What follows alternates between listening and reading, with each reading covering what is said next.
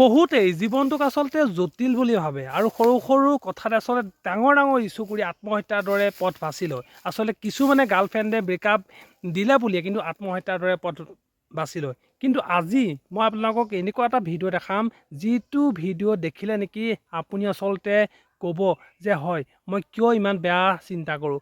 এই মানুহজনে যেতিয়া এনেকৈ জীয়াই থাকিব পাৰিছে, কিয় আমি আচলতে ইমান সকলো থকাৰ পিছতো জীয়াই থাকিব নোৱাৰোঁ।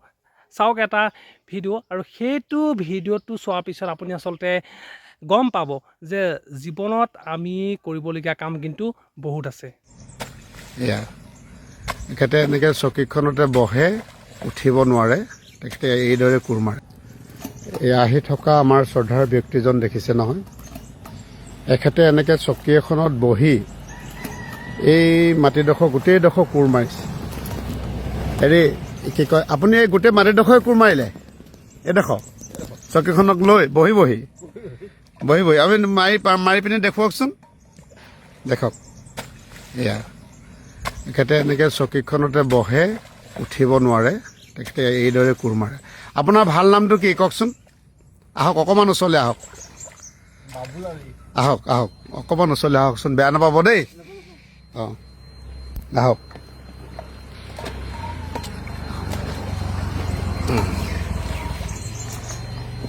এয়া হৈছে আমাৰ বাবুল আলীদেৱ।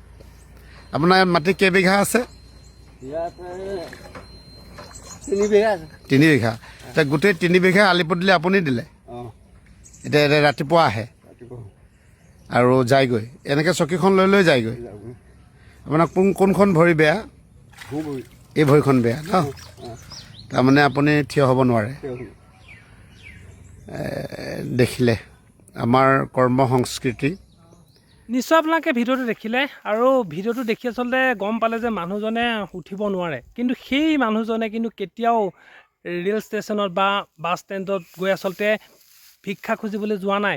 তেওঁ নিজে কিছুমান বুদ্ধি উলিয়াই লৈছে যে মই দেখোন চকীখন পাৰিও এনেকৈ পথাৰত কাম কৰিব পাৰোঁ। আৰু আচলতে সেই মানুহজনে আপুনি চাওক যে কিমান আচলতে জীয়াই থকাৰ হেঁপাহ আছে। আচলতে কেতিয়াও আনৰ ওচৰত ভিক্ষা খোজাকৈ নাই।